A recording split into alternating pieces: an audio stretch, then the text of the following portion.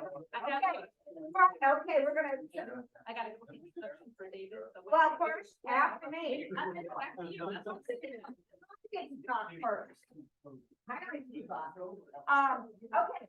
we've got a great presentation that Valerie will show you. The hives out at my place are doing great. Friday, we're gonna be pulling frames. Friday night is our extraction event up at Hill Cove.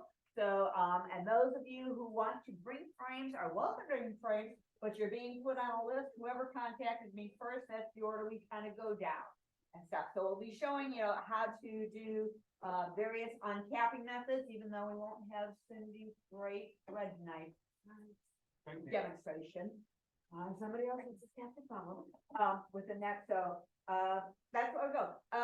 Bees and Brews next month is at K Grove. K Grove at Bees and Brews, the second Wednesday of the month. You're welcome to come partake. Next month we will be having on plants for the bees. So we're going to go with there. So get up here. I'm done. Yep. I'm going quick. I'll put sample here. Okay. All right. That's fine. Hello, everybody. That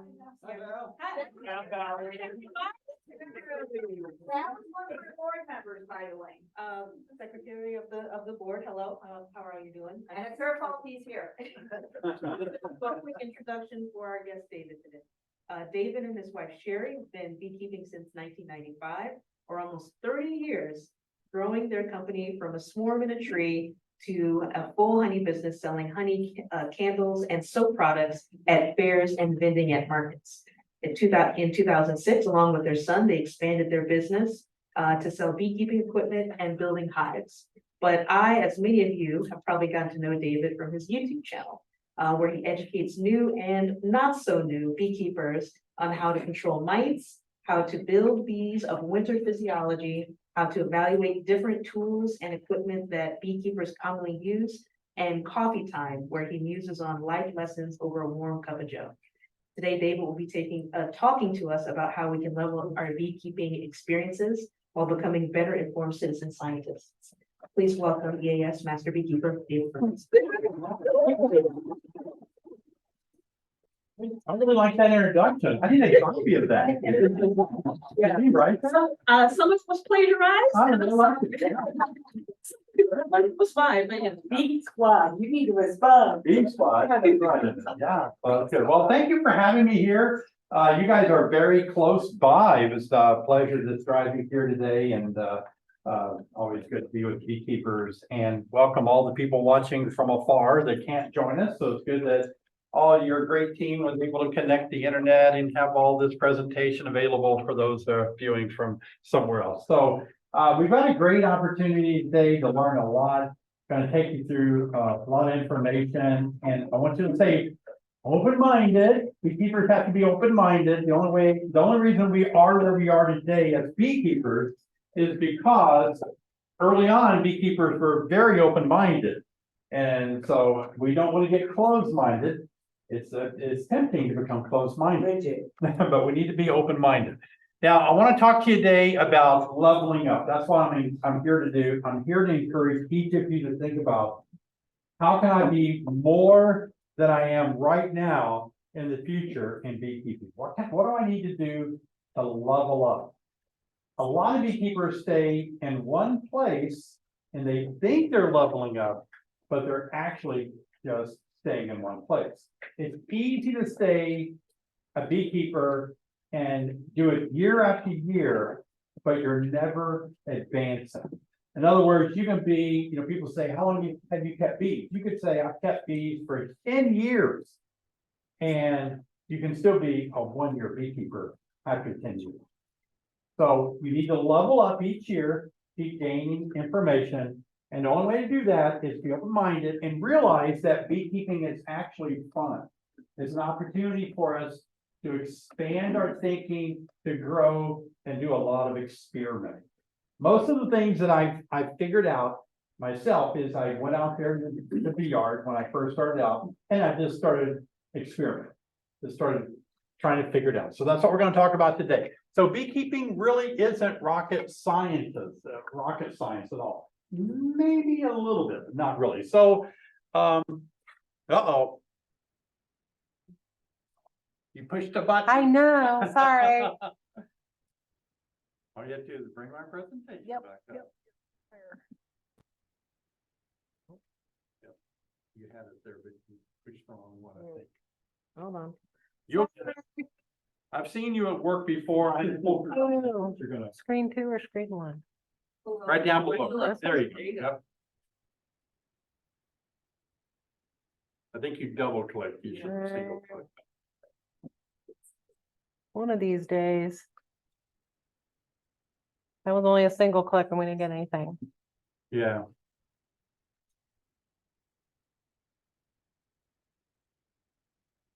Your screen sharing is, oh, it's just paused. Just pause, people. Probably the green triangle right by your finger. This one. That's new share, this one. Oh, just like, How about trying the PowerPoint one again? You want to try that one? yeah, There we go. but you gotta hit the view From the beginning. over here. Oh, That'll work. That's good. there, is that better? How did you? Oh, look, and now we can see your, that's what I was trying to get to, was so all they could see was from here down on you before, so. Okay. Well, that's because it's too close. You wanna go up to display settings in the middle there, the down. Yeah, and then, the top one swap. All right, good. Back in business. Wow, technology, isn't that great? All right, so we're talking about beekeeping, how it really isn't rocket science at all. Now I've lost my clicker.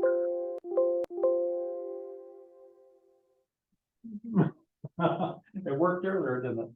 Oh, here we go. Going the other way now. It's going the wrong way. So here's a picture of me and my brother when we were little. Not really, but it looks a lot like us. I was a child of the '60s, so I, drank water out of a water hose, and I rode a bicycle without a helmet, and I played with dangerous toys, and all the objects in our house were very dangerous, and I cut my head open many times, had a lot of stitches because I fell on the really sharp edge of a coffee table. Back then, that's the life that we lived in. And where I grew up in the South, and everybody smoked. Every room I went into was, there's this layer of cigarette smoke, and every airplane you flew smoked. But anyway, back in the '60s and '70s, we really, as kids, were fascinated with becoming an astronaut. That was just like, wow, I want to be an astronaut when I grow up. Little did I know that I would outgrow the parameters for, I was actually too tall to become an astronaut, but back then they couldn't cram you in those rockets, but at my height. But we had a set of encyclopedias at my house. You know what encyclopedias are? Oh my gosh, that was the pre-internet, was the encyclopedia. And so like Britannian or something like that, and red and white or red, green and white. And my brother and me, we would take those encyclopedias and we'd read everything we could about space travel. And we were fascinated. We were like, wow, this is really good. I want to be an astronaut when I grow up. So in the '60s and '70s, President Kennedy made a commitment that we would go to the moon in that decade. And so he had about, I think, 8 years to do it, or 8 or 9 years to do it. And it was just fascinating to think that that could be a pledge that we would one day go to the moon. Now, rocket science really isn't a thing. We don't have something in college where you can go and become a rocket scientist. We have engineers, we have people that, teach different aspects of rockets and all. But it all has to come together in a different way. So it's more glamorous than really what it is. But beekeepers and rocket scientists are very similar, and I'm about to show you why. Now, there's a lot of physiology that goes into psychologically, that goes into being a beekeeper. Like, you have to be to be an astronaut, you have to be tested psychologically. So you have to be a strong achiever motivation. You have to have resilience, adaptability, and high emotional stability to be an astronaut. Well, to be a beekeeper, 3 out of 4 is not bad. None of us are emotionally stable. I mean, going out there and working a high, need I say more, The fact that, we got into beekeeping has caused a lot of people to be suspicious of us right off the bat. So beekeepers, we really are adventurous. We are a creative bunch of people. We're resourceful. we think outside the box, we possess these critical thinking skills that are so important in beekeeping. And we really do explore in our own right. And every time you walk out to a hive, if you think about it, we are really astronauts landing on another planet. Because we have this species that's different than us, that we are trying to help, we're trying to relate to, that we are trying to figure out how can we help them. They view us as from a distant planet intruding in their world. And even though we're trying to help, they seem not to want our help at all. In fact, you know, you've probably met resistance every time you open a hive to some degree, it's stung or something.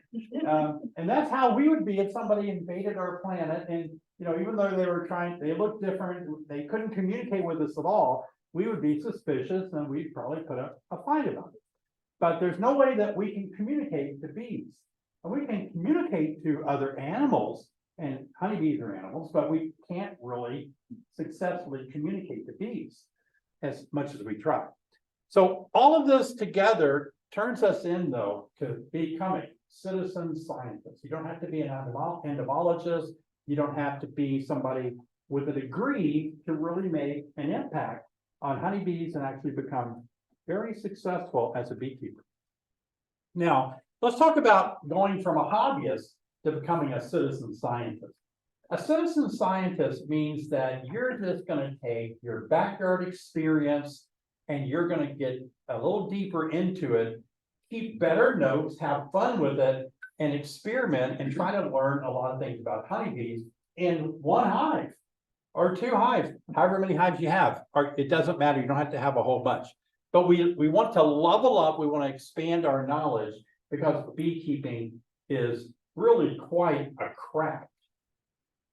So I just got back from the Eastern Apicultural Society of North America in Amherst, Massachusetts, near Boston, at the university there. And it was a great time being there. EAS really has three goals. They have an annual conference where they give out information and teach classes. I spoke 3 times teaching over there.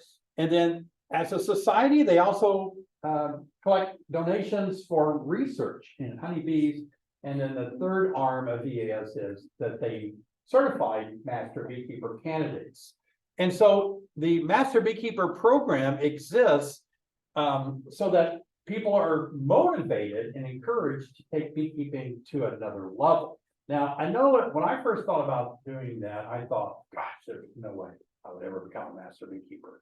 I've seen what the tests are like. I have no interest in going through that humiliation, you know. But then the more I found myself kind of being stuck in a rut with beekeeping. I felt like that I had learned all that could be learned. So I thought, I just felt like I'm not motivated to know more. But in that frame of mind, I realized I was not really being as bold as I could be in working my bees. I didn't have the knowledge that I needed. This wasn't there in all areas. And so I thought, okay, I'm going to dive into this a little bit to see about becoming a master beekeeper because it will force me to know more about bees. It'll force me to study things that I really don't care about. I mean, we have to know everything about anything. EAS takes the approach when you go to be tested that you're saying that you know everything about beekeeping from its earliest point in history to its current moment now. Now, you don't have to pass 4 tests with an 85% or higher. So I tell people, I don't know everything. I know 85% of things. So that's, you know, a little bit of leeway there. But look at this part here. EAS does not train beekeepers. They don't have a program. They don't have an academic arm to you becoming a master beekeeper. You walk in there and say, I know everything. And they say, okay, we're going to test you then. We're going to test you with an oral test where you sit before 3 master beekeepers and they fire questions at you. And we're going to have you take a written test. We're going to have you take a lab test, looking through a microscope, identifying pathogens and what would be medications and all that. And then we're going to take you in the field and see if you know everything there is to know about bees and honey. So all those 4 things you have to test, but look at this. You have to learn through self-study. And that's amazing to think that. Now, is this being recorded? People can listen to it later. I wanna, oh, okay. I try to be careful what I say now. What's being So, recorded that way? I'll kind of, scramble it up so nobody, if they're listening, will point, I think I'm pointing fingers It's about it. not like your YouTube video. No, it's not like a YouTube video, but there was one person that was unable to pass any of the four. And this person said to me, I can't believe that because I have kept 70 hives for 8 years. How could I not pass any four of those tests? And it's just amazing. And one of the items that you have to develop, we can present any kind of items that imaginable in beekeeping and say, what is it? How would you use it? When would you use it? And there was one item that he had never seen before. When I took my test, they had a bolt off of a old Cowan uncapping machine that uncaps, honey through a machine and all that frames. And it was sitting there and it said, what does this bolt go to? It's a bolt, people. Wow, that's how you have to know everything, right? I would have flunked it at that portion, except I had that bolt. It's a bolt that adjusts the floating blades on the uncapper when a frame goes through. So anything is fair game. So don't throw out the window or put out with the bathwater this idea of the importance of self-study. Because, I went to public school, but I would have been a much better candidate for being homeschooled. Because I would go to school and sit in class and the teacher was just, doing this up front and I didn't really hear a thing she said. But on my own, I can learn a lot, really good on my own. So don't get discouraged, be encouraged that you can learn a lot. And one of our team leaders had this that she said about candidates. And basically she said, we gain our knowledge by independent studying, by reading, by experimenting, exploring topics, evaluating information and sources. So all of this is what I want to bring you down to today is that you can really learn a lot by just pushing yourself a little bit further and to know more. And it's valuable to know as much as you can about bees. Don't think it's not. Now, we think of beekeeping as a recipe. Dr. John Zavishlak and I are writing a book on beekeeping by the numbers. Because John and I spent a lot of time talking about our frustration that beekeepers always want the number. They always want the date. What is the exact date that I should do this?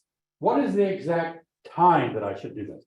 When? How much? What is it measured? Now, there are numbers to beekeeping, right? 1-to-1 sugar water, 1 part water, 1 part sugar, 2-to-1. There's numbers of how much you use your treatment, how many days your treatment stays in there. But a lot of people want to know a number. Now, are any of you Bee Team 6 members here? I have a mentorship program where I mentor people across the country. And what I'm trying to do with my group that I've mentored for 7 years now is it's easy for them to want me to be their beekeeper. In other words, they have a hive, maybe they live in Montana. They have a hive, and if they're wondering what to do, they just call me up and say, what should I do? Well, that's me keeping the bees remotely for them. I want them, mentor means I want you to learn. I want you to experience, I want you to first tell me, what would you do? What do you expect needs to be done? And then we can talk about it. So I don't want to just be an answer person. Beekeeping is like that though. A lot of beekeepers today, and I've been beekeeping since the early 90s. But beekeeping today is sometimes one person telling another person what to do. And if you trace it back, well, where did you learn that? Well, Bob told me. Okay, then you go find Bob. Bob, who told you? Sarah at the Bee Club told me. And you trace it back and it has no validity to it all. It's just been people telling people all along. And if you ever want to say, well, why do we do that? But you don't know why other than somebody told you to do it. Beekeeping by the numbers doesn't always work. Beekeeping is actually it's actually, we got a little box in the way there, but it actually is science and X art. on the far right, I think you can just hit the X. Oh, I'm gonna make it all go away. Ooh, that wasn't impressive, was it? It's not showing up on what we see. Okay, that's fine. I could read around it, but beekeeping is a craft. It is science, but it's more than science, it's art. And if you haven't experienced that yet, you're gonna reach a point, if you just keep bees long enough, you will just mysteriously enter into this phase of saying, wait a minute, I'm starting to get this. And it takes about 5 years. Oh. It really-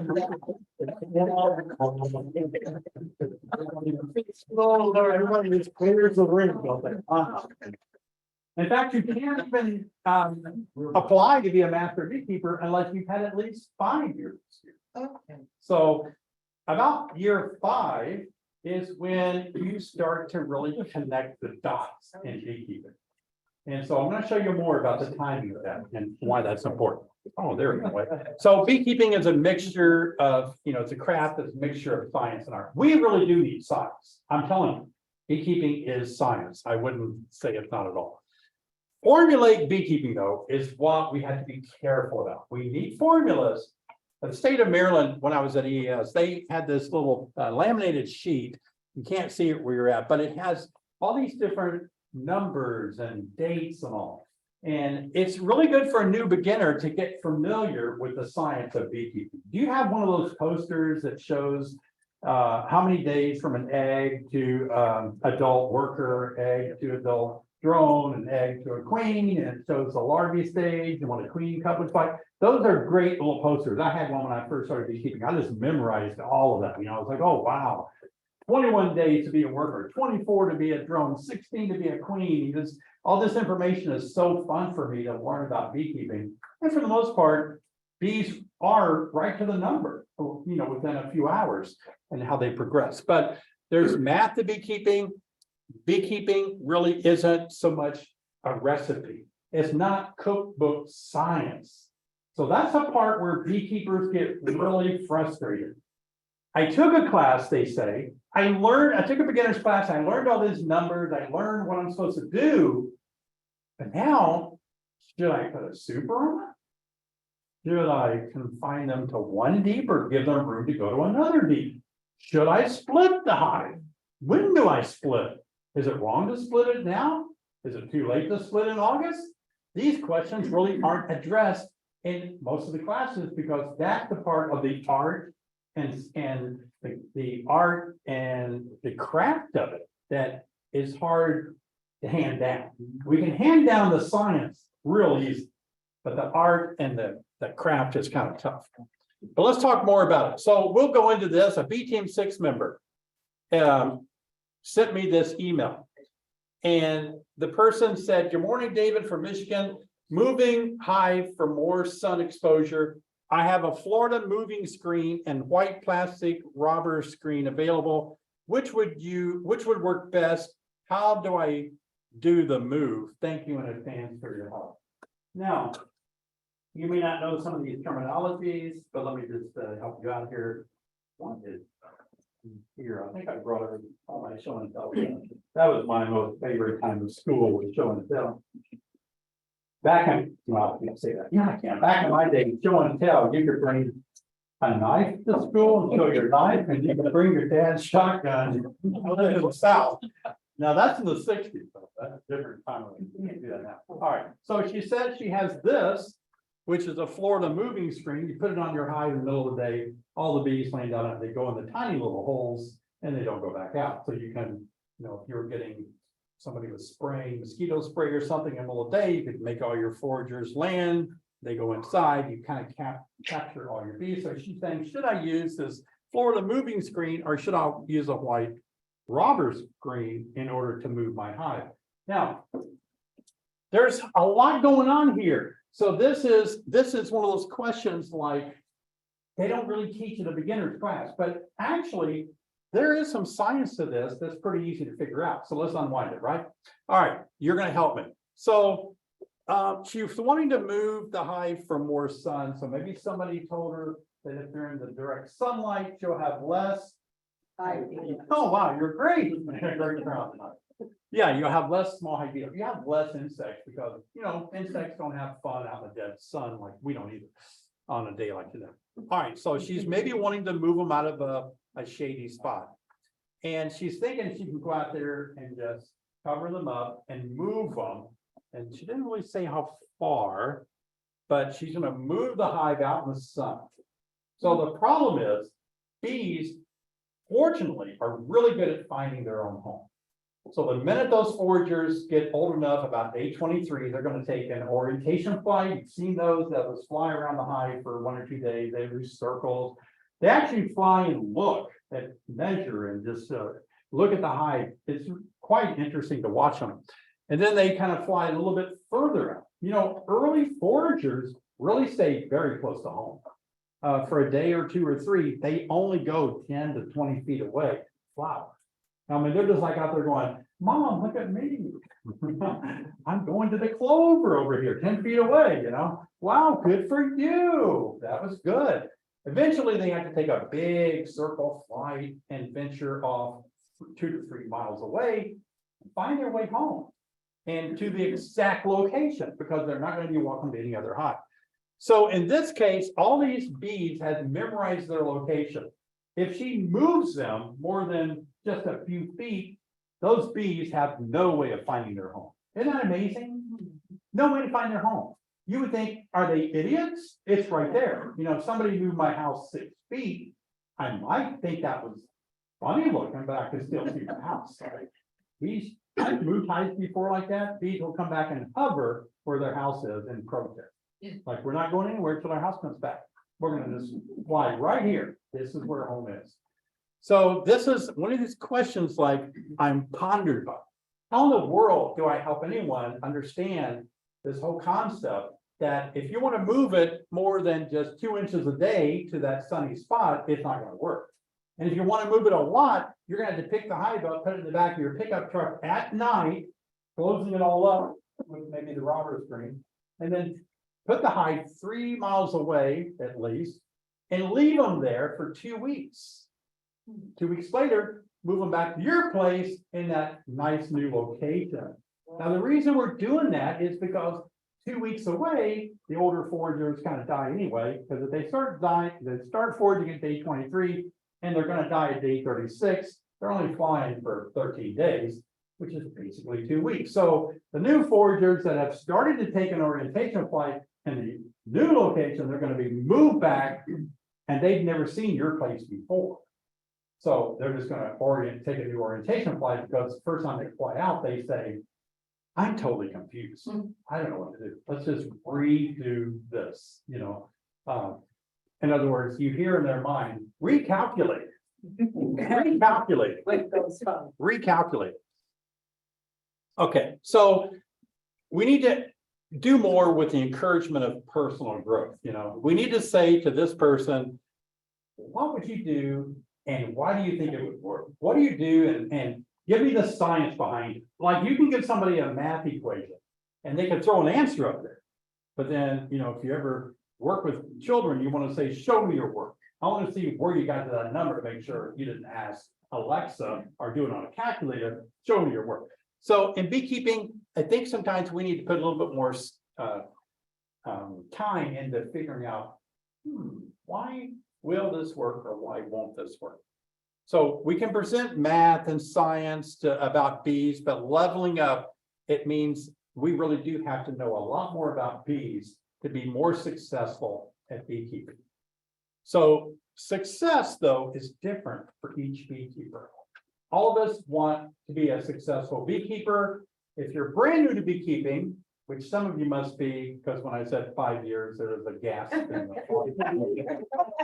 So, you know, a lot of new beekeepers, they want to do one thing. Either it's, I want honey the first year, which is rare to get honey the first year because they're building so much comb, but it happens. And the second thing is, most beekeepers say, I just want to get my bees through the winter. You know, a lot of people tell me, I'm not taking any honey the first year because I don't want them to have that. I want them to get through the winter. And so, you know, what does it take to get bees through the winter? The number one thing right now that's hurting us with bees getting through the winter are viruses, pathogens that bees collect because we have a long winter. And so the bees are faced with a virus. We all know about the dangers of viruses. So bees feed each other mouth to mouth. So you can imagine what it would be like in our country if we fed each other mouth to mouth. There's a lot of imagination there, but, you know, it's such a spread of viruses that we would just annihilate the race so quickly, you know? So that's what bees do. They feed their young, you know, rolled jelly from their hypopharyngeal glands that are infected with the viruses. So it's like the maternity ward at the hospital. They're preparing medication or milk to feed the babies that's infected with a virus. You can't get away from it in a beehive. You cannot, it's everywhere. The mice just continue to transmit these viruses around. Viruses have been around in bees long before the mice transferred them around.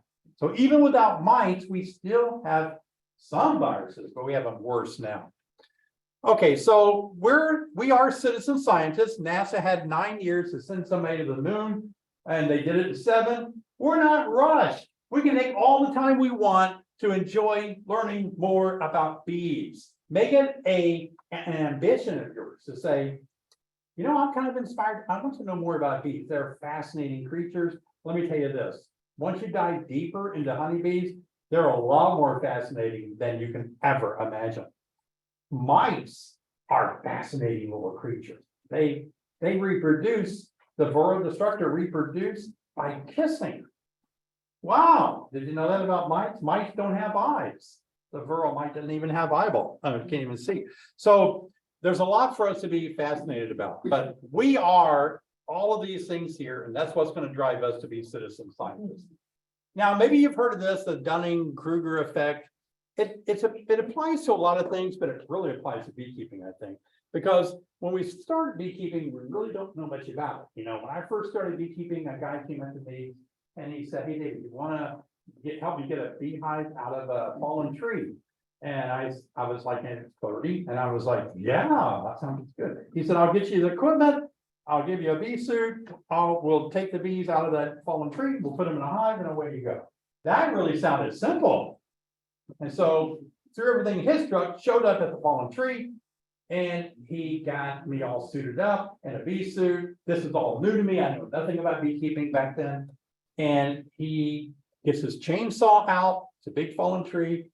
And he says this: "If you see me run, follow." And I said, "If you see me run, I'm going to be way ahead of you." And so I was just blown away when he took that chainsaw and went into that tree, because the bees lit us up. And I thought that's what bees were like, right? And so we did. A few times we ran into the forest because the bees were so angry with us. That's a tough way to start beekeeping. I didn't know any better. And those kind of moments where you're starting out like that are tough. So I didn't know anything when I started beekeeping. I didn't know you could buy a package. I thought you had to saw them out of a tree. And my bees, even though they're changing and they're dying every 36 days, those bees remembered me for years. How do they do that? Is there a picture of me inside there? They hate me. Ooh, now we need to shrink it back.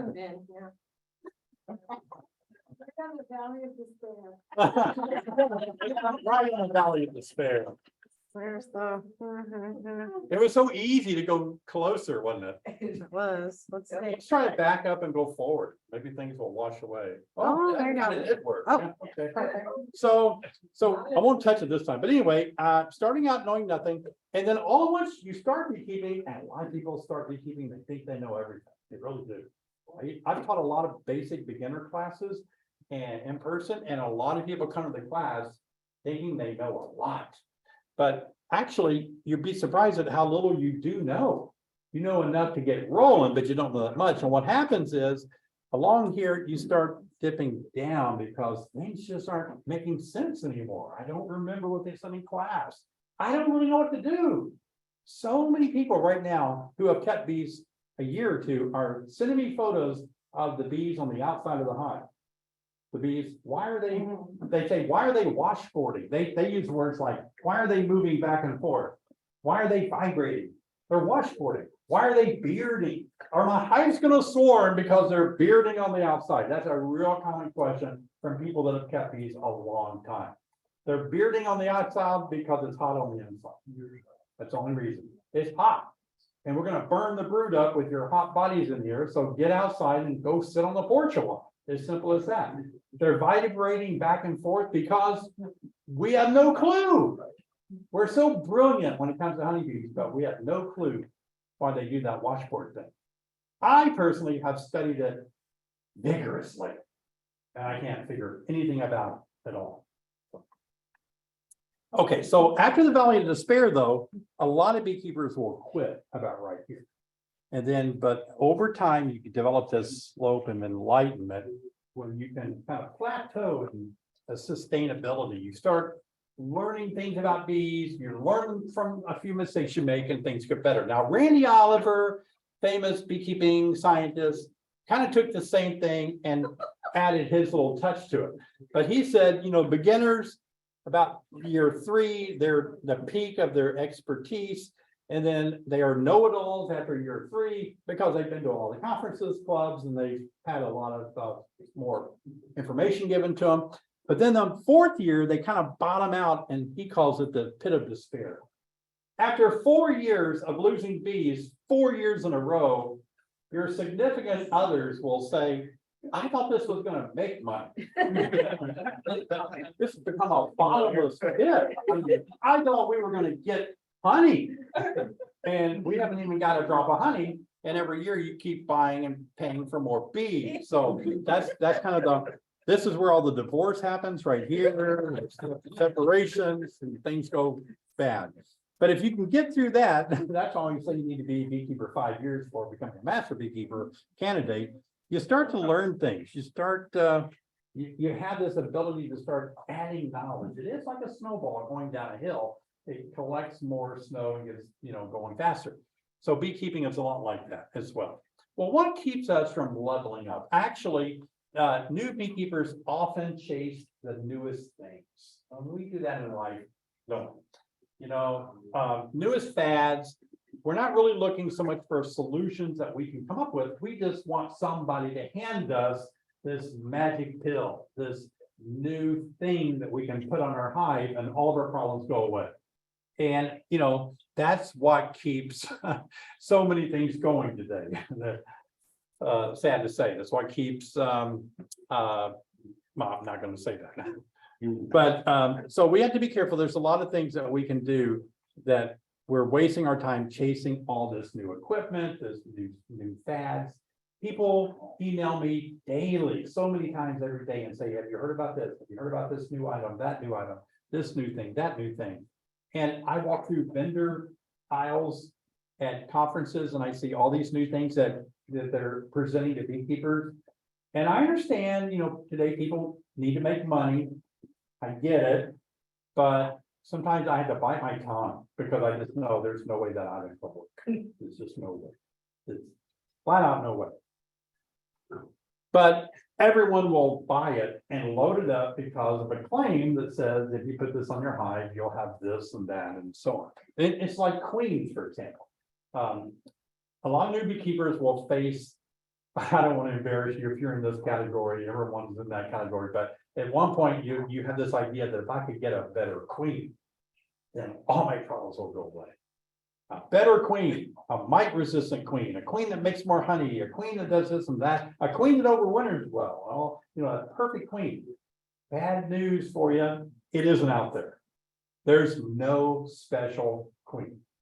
Now, I understand about the ankle biters at Purdue University. I understand about Corey Stevens, the rural-sensitive hygienic queens that are not, they're more reproductive, less reproductive with mites, and everyone's trying those things. John Harbaugh, I raised queens for a long time, trying to go in light of what Brother Adam did with his Buckfast queen and get queens that he tried to do it that were resistant to the tracheal mite.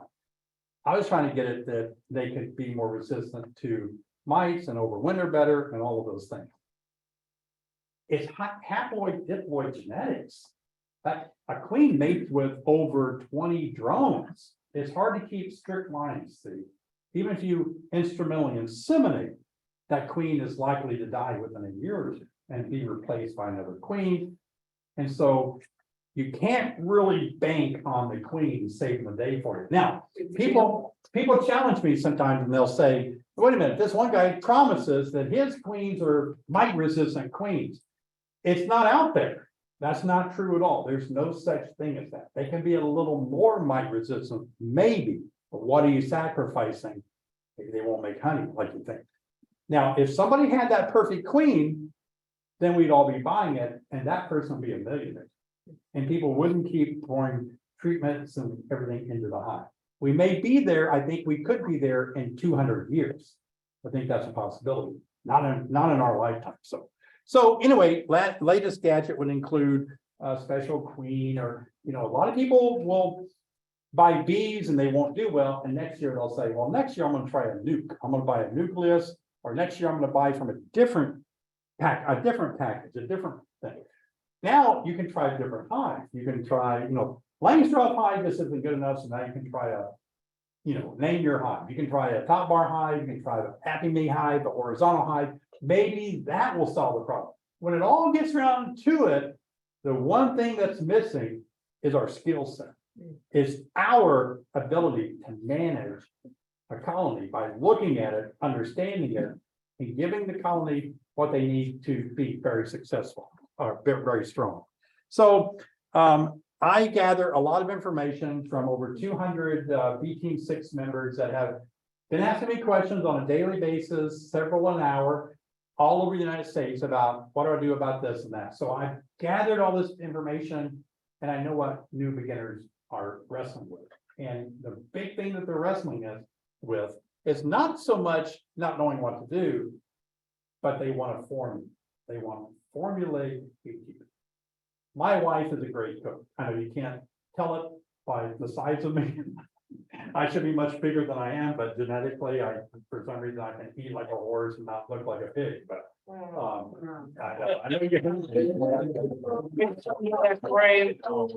my wife, on the other hand, has to work really hard. She can gain 10 pounds by sniffing a piece of cake. I can eat the cake and lose weight. She hates me. So anyway, my wife is a great cook, and she can go into the kitchen, always been this way. Her grandma taught her to cook, her mom taught her to cook. It's just everything, she's great. My wife sometimes will take a recipe and she has this attitude like, that's stupid. I wouldn't do it that way. I mean, she'll use it as a guide, but then she knows I'll use less of that. And I wouldn't cook it that long. I'd put more of that in it, and it comes out tasting 10 times better. That's the kind of beekeepers we need. We need a beekeeper that, yeah, they know the formula. Yeah, they know the science. Okay, they have the recipe. But there's a point when your bees say, hey, your recipe might be good in a book, but we're out here in this box. We need something different than what that recipe said. Bees don't read the same books we read. And so their lives are a little bit different sometimes. And all this information has led me to understand that I've got to really help my B Team 6 members get their feet wet on messing up. You gotta mess up. My wife has messed up in the kitchen a lot, I bet, before she ever figured out, well, that was way too much salt. It's just that moment when you think, wow, this doesn't taste good at all. We gotta do something different next time. Throw that out and try it again. Beekeeping is like that. So I'm gonna give you permission today to mess up. What I want you to do first, I want you to build your own bee lab. That was the very first thing I did when I started learning more about bees. Now, obviously, we're very limited in money, even though we spend thousands a year and endlessly throwing money into a bee hive, but we're still tight. Well, beekeepers are tightwads, believe it or not. We're a little tight on our money. We may have money, but we don't like to spend money on it as much. So anyway, a bee lab. I'm not talking about something like this. This would make a good bee lab. I've been to a lot of bee labs. I've been to the Beltsville, Maryland bee lab, and it's not much different than this room. I've been to some bee labs that are a tenth of the size of this room in universities. But they may have a microscope, stuff like that. You don't really need a big room. You need a little closet or a corner of your garage or something like that. And what you want to do, you may not be able to do it this year, but next year I want you to make yourself a 5-frame nucleus. Now this can be called a nuke or a nook. People say that both ways. And technically it's a nuke because it's a nucleus. But if you have to say nook, you can say nook. It's like propolis. It could be called propolis. Propolis or propolis. Scientists say propulus. Scientists say propolis. Beekeepers say propolis, so it's a little different there. We can go larvae and larvae, you know, all these things really don't matter. That is a nuke. It's a 5-frame nucleus. That's gonna be your bee lab. This is gonna be fun. Take notes. You establish a 5-frame nucleus hive next year, and it's smaller, it's easier to work, it's manageable, and I want you to be in it nonstop. Every time, like right now, look, let's face it, you have a hive or 2 or 3, 4, 10, whatever, but let's say you're a new beginner, and you have a hive, you don't want it to die. So every time you go out there, you're kind of being real careful, gentle, oh, I don't want to kill the queen. And you don't want to come back to your nice club here and somebody says, hey, Sally, if your name's Sally, I just made that up. But Sally, how's your hive doing? You don't want to say, it died. Oh, you're a loser. You're a terrible beekeeper. You may not be allowed back in the club next month. Done with it. Here you go. I know, I feel terrible. And you know, when I first got into beekeeping, there wasn't that many women in beekeeping. Like a club like this, there wouldn't be a woman there. It'd be all grassy old men. Just be really grassy old men, and they wouldn't tell you. I was a young guy, and they didn't tell me anything because they were afraid I was going to steal their special honey place or something. And it was before the internet, and I couldn't get information about beekeeping. There wasn't a lot of clubs. There, you know, I had my encyclopedias, but what good is that, right? They're outdated because my mom and dad were too cheap to buy a new set. But, you know, it's hard to learn about bees back then. Like compared to what we have today, amazing. Just think of all the information out there today, but still, this is where you're going to learn. You put that 5-frame nuke together, I'm telling you what, and when you have 30 frames, 2 deeps and a super, it's hard to get in there and do a lot of exploring. If you're a little nervous, you're going to kill the queen. If you're a little scared, they're all going to kill you and drag you off somewhere. So you're like, oh, I don't know, I want to learn more about bees. I just want to watch them, but they're so angry if I keep them open too long. And so this little 5-frame hive is going to be your hive that you can mess up. If you have permission to get in there 5 times, 10 times an hour if you want to, and just look. Learn to find your queen over here. You only have 5 frames instead of 30, right? Isn't that great? You just find the queen. You get good at finding the queen. Then you say, I'm going to try to pick her up. Maybe, you know, try to pick her up on her back wing, see if I can pick up that queen. First, I'll practice on a drone because they don't have stingers. Yeah, they don't have stingers. So you can pick up a drone and put it in your mouth. And then before you do that, make sure you know the difference between and a work. And then we fucking find it work tomorrow. What I'm gonna do? Or I burn myself on my coffee again. I don't want to tell them you were dumb enough to put a bee in your mouth. Now, at EAS, we actually had bee Olympics. And this year, one of the things we did for a bee Olympics is you put a drone in your mouth. You can't kill it. You pick up a drone, put it in your mouth, and see how far you can spit him straight up in the air. Isn't that amazing? We used to see how far you can spit them that way. Now, you can't kill them. And I want to tell you, before you do that, you may want to practice and get used to, they always pee in your mouth. Hence, that's why you spit them out. Now, if you're a good scientist, you know that bees don't pee. They have Malpighian tubules, so the pee and poop kind of all mix together. That makes you feel any better.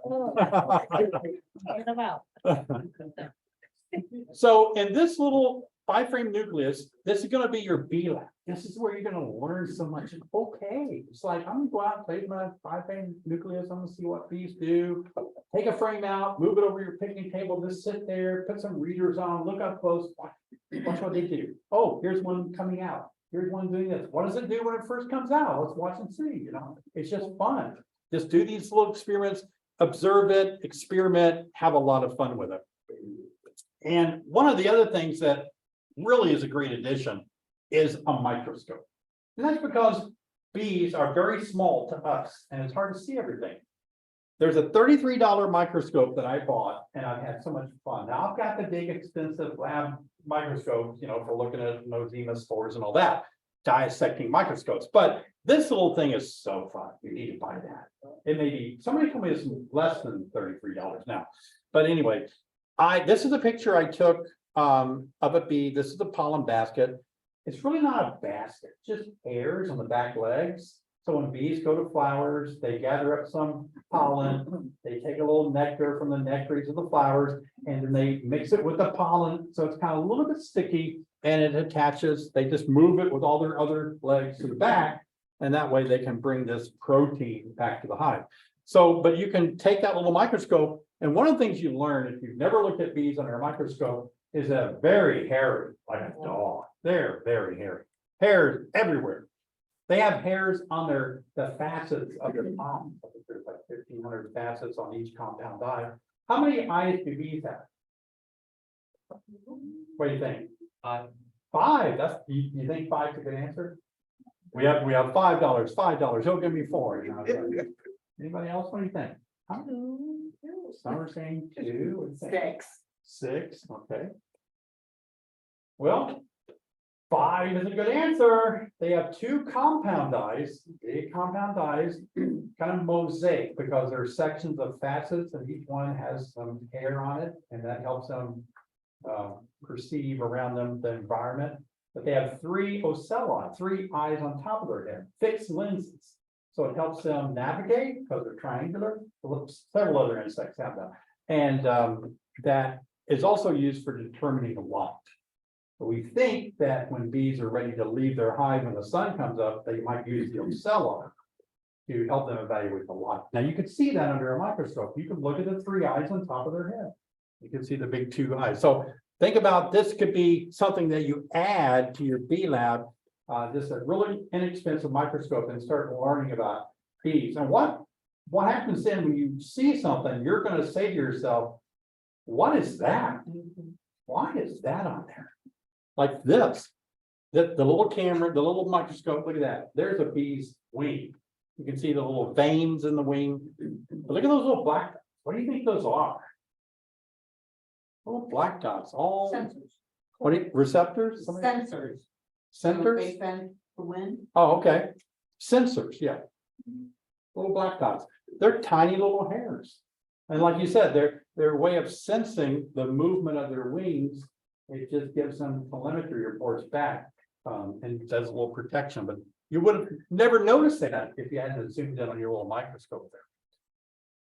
Now, you can build your own bee lab, and as you do, what you want to do is set some goals, set some experiments, learn to find the queen, learn to pick up the queen, pick up a drone first, observe, and take a lot of notes. I think that's really important. Take a lot of notes. A lot of new beekeepers don't take enough notes. And so write down a lot of information what you're learning about bees. I've got volumes of books with information that I've written down. Some of them started out this big, but because I left them out in the rain accidentally, they're this big and smell slightly moldy. But I still use those notebooks. Now, this is one of the queens that I raised. Oh yeah. Boy, she's a dark one, isn't she? Why do you think she's so shiny? This is one of those things that, you know, next leveling up. Older. Less hair. There's less hair. What would cause her to have less hair? Older. Yeah, we all get a little thinner on top as we get older. The guy pulls them out. What's that? The guy pulls them out, What guy? the drones. Okay, no, I like your answer. I like your thinking, yeah. She doesn't need to collect pollen. She doesn't need to fly. All those things are true and good. And the genetics. No, not genetics. She might have a virus. No, it could be. They do get shiny with those viruses, some of the viruses. She's being groomed. Let me just kind of tell you. So when she was introduced, they didn't readily accept her. They balled her and they pulled all her hair. Yeah, when you see a robber bee, you see a bee in your hive, like you can see the other hairs around see all the hair on these other worker bees. If you had a worker bee in there that was shiny, to us looked shiny, robber bee. It's a robber bee that they attacked, but she just kept asking for forgiveness. Can I please live here? Please, please, please. And they didn't kill her. So in this case, they just pulled all her hair out, but they didn't readily accept. And she didn't stay actually that dark. She got a little more tan color as the years went on. All right, so set these goals for you, start learning. And I want to talk to you another thing about how to level up is try to think about raising queens. Raising queens teaches you bee biology really fast. It is such a way to learn about frame manipulation, how to make boxes of queenless bees that need a queen, how to judge the age of different nurse bees that can help feed larvae to raise a queen. It's all about management of frames and techniques, and it's really not that hard at all to learn to raise queens. I'm looking at the room here. Every single one of you has the ability to successfully raise as many queens a year as you want to. All of you. Now, a lot of times we think it's just for the big boys that have 10 million hives or somebody that doesn't have shaky hands or bad eyesight. Well, no, that's not true at all. You can stabilize your hand, you can wear readers or jeweler glasses or something, and you can raise queens out of one hive, plus that little nuke that you have. It's that easy to raise a lot of queens. My opinion is that sometimes we believe that we can't raise good quality queens. Got news for you. You have the ability to raise a higher quality queen in your backyard than you can ever possibly buy. Isn't that amazing? Yeah. So when I first started raising queens, I learned from Dr. Joe Lashdaw at Ohio State University. He taught me and my children how to raise queens many years ago. And so at one point I said, I'm going to do instrumental insemination now so I can keep my genetics kind of tight with my queens and all that. And he said, don't do that. I can sell you that machine, but I don't want you to buy it. You'll never have better queens than if you raise them out of your best hives and just let them open air mate with drones in your area. And he was right. So it dynamically changed my whole bee operation when I started raising my own queens. I just started having so much better results. It was fascinating. So consider raising your own queens. You can start by just raising 1 or 2 or 3, but it's so rewarding when you first see that virgin queen emerge out of her cell that you raised and think, wow, that's awesome. I raised the queen. And then you have a little mating nook, maybe another little 5-frame mating nook with frames in it. They don't have a queen in there. You put her in a little queen cage, you introduce her, or you can take it on day 16 before she opens the hatch door. You can put the little queen cell in there, and let her emerge in that little queenless mating nook, and then she walks around for a week, takes a mating flight, comes back, starts laying. Wow. And all at once you're like, man, I could raise more than this. I could raise a lot. At one time, when we first started this, we started getting bigger and bigger. At one time, we had 400 mating nooks. And I told all my children, taught them how to graft. And I said, I want you to be out there every day grafting, making these frames. I said, I want so many grafts that we'll have to throw grafts into the field because we don't need them. But we were selling about 100 queens a week. That's how many we were producing. And we didn't have a ton of hives that we were doing that with. It was so much fun. But it's, it's just one of those things that drives you in to understand bee biology, the anatomy of the hive, the timing, the sequence. But all at once you fall into this, not just science and I'm raising queens, but this is really neat. This is a craft. This is an art that goes beyond science. This is like an art. Now, other citizen scientists were people like Moses Quimby. He came up with the idea of the smoker. Before then, I guess they were just blowing tobacco and cigar smoke in there, which is a neonicotinoid killing our bees. And then Reverend Langstroth, before he invented the Langstroth hive that we see here, now they were keeping them in skips, upside down baskets and burning them almost every year just to get the honey out of them. So, any of us here might have a great invention inside of us in beekeeping that we haven't discovered yet. So don't think that you don't have the potential to take all of this and level up to where you can put more time and energy into learning more about bees yourself. So last thing I want to leave you with is we do have a lot of information on beekeeping, a lot of books, a lot of YouTube videos. And what I want you to do is, I want you to learn as much as you can from you. I want you to be out there with the bees. I want you to watch bees. I want you to leave the science, have access to science, but don't just be a scientific beekeeper. People that have ever kept animals, you have to know more than just the science of that animal. Let's take a mom, for example. A mom can look in the face, dads too, but moms especially, can look into the face of a child and say, honey, you don't look like you feel. How does a mom know that? Or how does a mom know this? You're lying. Oh, how does a mom know that? It's like, really? I was just holding such a poker face and I'm lying, you know that? But there is something about that connection with a beekeeper that as you keep bees for a while, 5 or 6 years, all at once.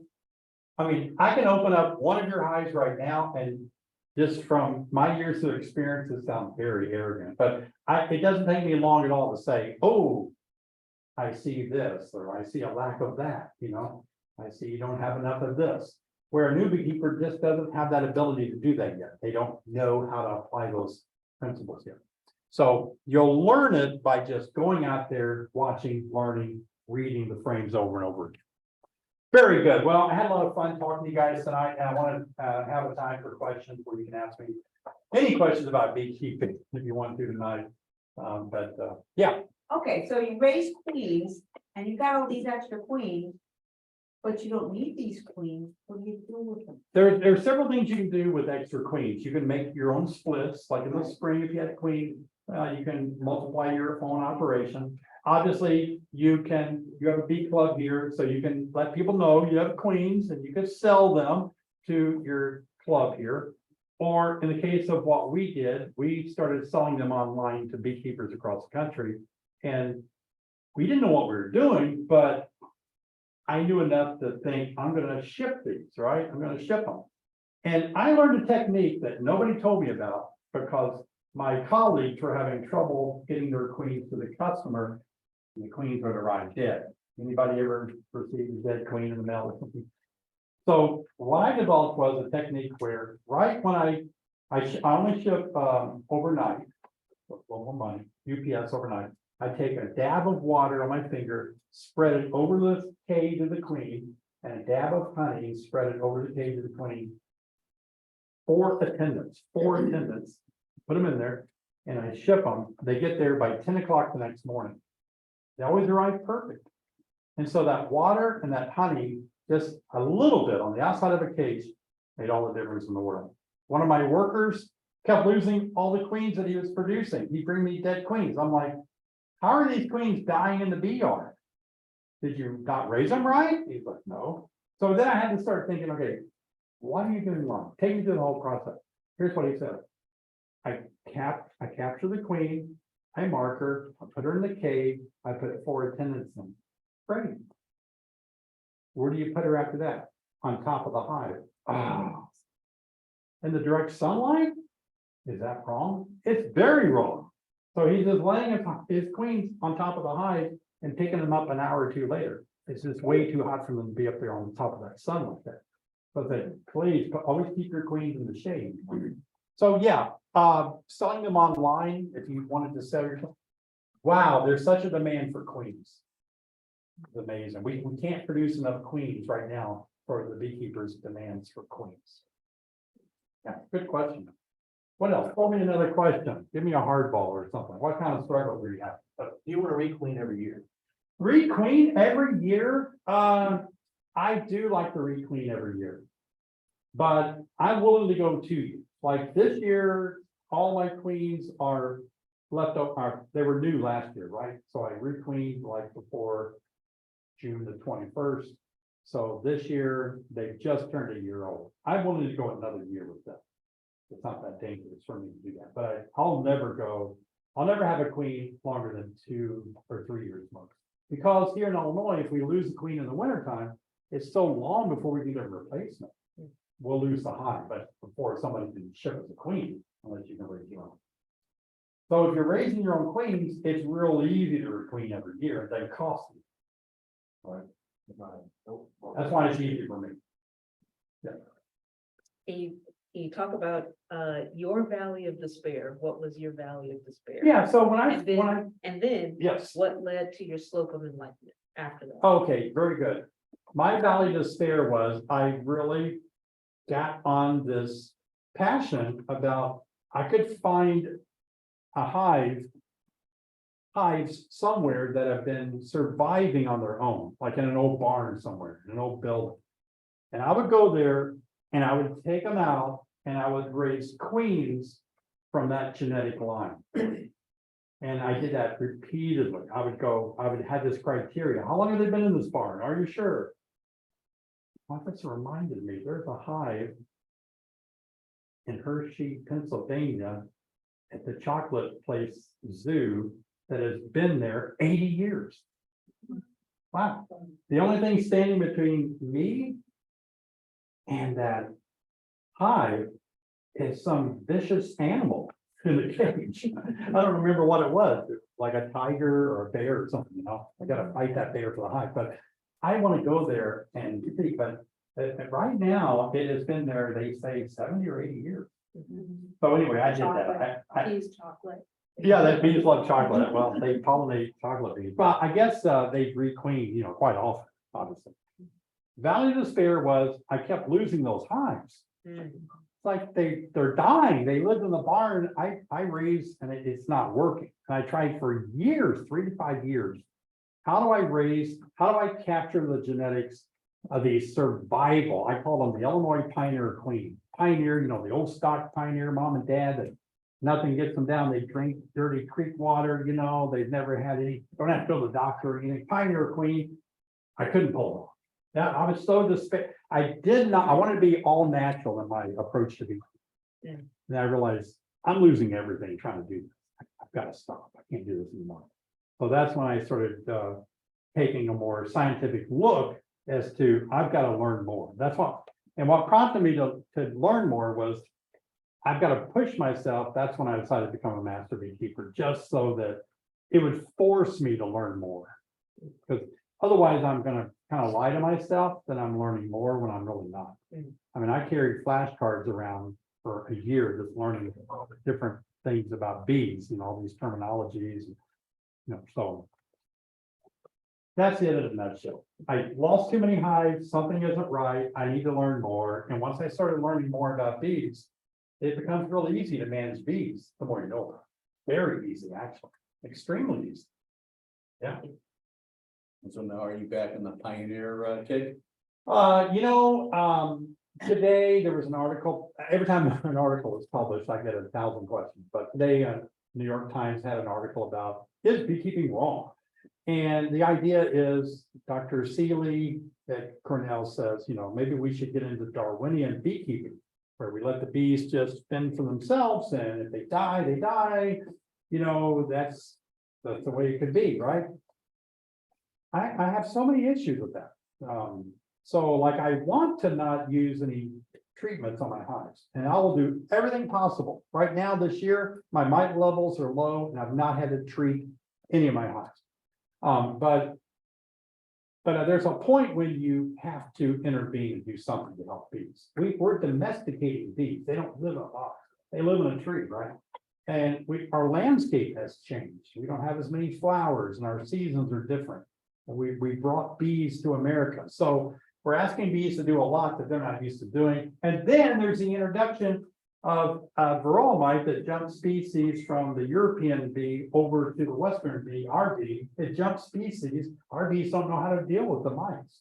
And so I think at that point we have to do something.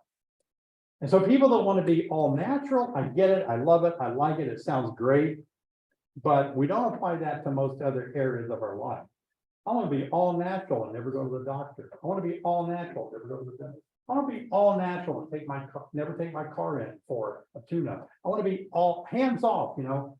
We just don't do that. And we know that can usually end in disaster. So we have to have a little bit of balance where we say, I need to help my bees. I need to know what they need, but maybe I can find a mechanism to do it. Like treating mites, you don't have to use chemicals, you can use a green drone cones, green bottom board, break the brood cycle. You can use a lot of other mechanical IPM methods first before you have to douse them with acid, is my opinion. So I'll do everything I can, but if you give me a hive that's got 35 mice per 100 bees, I'm gonna use formic pearl. I'm gonna burn those mice off. Mhm. Yeah. Like, I'd like to think I could be tick resistant in the woods, right? And maybe humans could become tick resistant, but I don't want to be the guy that have to die so somebody else can be tick resistant. So there's a point where, do you vaccinate your children, or can we just raise children that will be able not to have to be vaccinated? Well, no one's gonna say that. You need a tetanus shot, get a tetanus shot. You're gonna step on a rusty nail and you're gonna die. So there's a balance.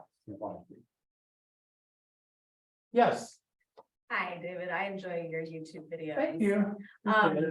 I have a question. I might washed my hives like 3 weeks ago, 4 weeks ago, and the 4 hives actually got zeros on all of them, which made me go back and rewatch all the videos on mite washes to make sure I did it right, but I did.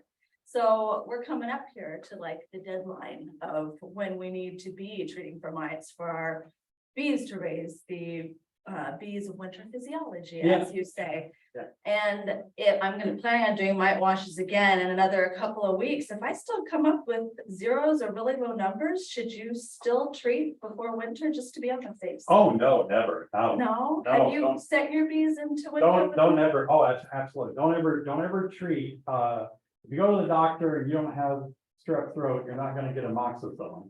Some of these. Give me treatments- amoxicillin just in case, no, that doesn't work that way. So, yeah, if your bees don't need treated, they just don't need treated. I know some of the treatments kind of treat for tracheal mites and some other stuff too. They, There's, yeah, but you still would say no. I would say never, no. Okay. No, it's much harder for the bees to be Right. treated unnecessarily, yeah. Mhm. So on your wash, that's great news, by the way, excellent. I thought for sure I did something wrong. And did you pull the sample from the brood nest I frame? did. Wow, On all 4 of them. yeah, that's great. Yeah, it was crazy. And you used alcohol wash? I did. Did you want to rinse more than once? I have not rinsed more than once. I did watch your video on that. So Yeah, I might okay. do that this next It may time. not make a difference. It doesn't always make a difference, alcohol first kills the bees, so you can count those, Right. throw them out and flush them with water 2 or 3 more times, see if you get any more. But technically, the test only requires that first alcohol drop in the calculation number. Right. So I think you've got a fantastic hive. How long have you had the hive? Well, I started off 3 years ago. And so I started with those 2 and they just. Okay, so yeah, I'm gonna sneak over there tonight. I'm gonna leave it there. See over to the queen.